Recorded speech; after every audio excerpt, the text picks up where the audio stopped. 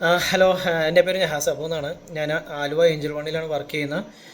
ഞാനിപ്പോൾ ഈ വീഡിയോ ചെയ്യുന്നത് വെച്ച് കഴിഞ്ഞാൽ ഒരു കാര്യം അപ്ഡേറ്റ് ചെയ്യാൻ വേണ്ടിയിട്ടാണ്. നമ്മുടെ സ്റ്റാർ ഹെൽത്ത് പോളിസി എടുത്തതിൽ പിന്നെ നമുക്ക് കുറച്ച് കാര്യങ്ങളൊന്ന് പറയാൻ വേണ്ടിയാണ്. ഞാൻ 2012 തൊട്ട് ഇവിടെ ആലുവ ഏഞ്ചൽ വർക്ക് ചെയ്യുന്നുണ്ടെങ്കിലും 2019 ഞാൻ സ്റ്റാർ ഹെൽത്ത് പോളിസി അപ്ലൈ ചെയ്യുന്നത്. അതിനുശേഷം ആ ടൈമിൽ എൻ്റെ കല്യാണം ഉണ്ടായിരുന്നു.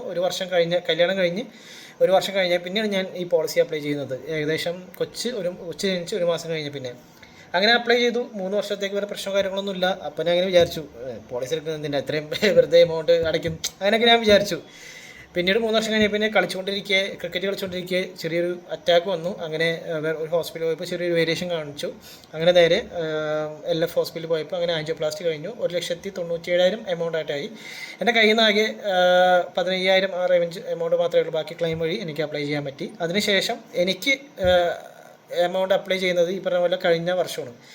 ഈ കഴിഞ്ഞ 2-3 മാസം മുന്നേ ഫിസ്റ്റുല സർജറി കഴിഞ്ഞാൽ പിന്നെ എനിക്കൊരു 60,000 രൂപ എമൗണ്ട് എൻ്റെ കയ്യിൽ നിന്നാകെ 4,000 അത്ര എമൗണ്ട് ആയിട്ടുള്ളൂ. പിന്നെ ആ കൊച്ചും വൈഫും ഒരേ സമയം വൈറൽ ഫീവറായിട്ട് ഹോസ്പിറ്റലിൽ അഡ്മിറ്റ് ആയിട്ട് അന്ന് എനിക്ക് കയ്യിൽ നിന്നാകെ 300-600 ആയിട്ടേ ഉള്ളൂ. 600 രൂപ എന്തോ എമൗണ്ട് ആയുള്ളൂ. അന്ന് 50,000 ബില്ലിൽ. പിന്നെ കൊച്ചു പല സമയത്തും 2-3 പ്രാവശ്യമായിട്ട് ലക്ഷ്മിയിലും അതിൽ കിടന്നിട്ടുണ്ട്. അന്നും ഈ പറഞ്ഞ പോലെ 25,000 15,000 ഈ എമൗണ്ടൊക്കെ നമ്മൾ ഈ പോളിസി ഉള്ളതുകൊണ്ട് നമുക്കൊരു ധൈര്യമായിട്ട് നമുക്കൊരു നല്ലൊരു ഹോസ്പിറ്റലിൽ കയറി ചെല്ലാം. മനസ്സിലായോ? അതാണ് പോളിസിയുടെ ഒരു അഡ്വാൻറ്റേജ് എന്ന് വെച്ച് കഴിഞ്ഞാൽ നമുക്ക് നല്ല ഡോക്ടറെ കാണാം, നമുക്ക് നല്ല ഫെസിലിറ്റീസ് യൂസ് ചെയ്യാം. അപ്പോൾ അതാണ് നമുക്ക് മെയിൻ.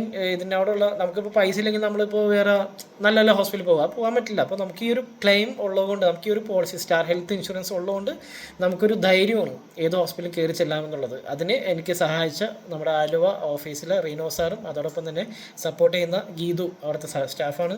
നല്ല രീതിയിൽ സപ്പോർട്ട് ചെയ്യുന്നുണ്ട്. അപ്പോൾ നല്ല ഒരു സർവീസാണ്.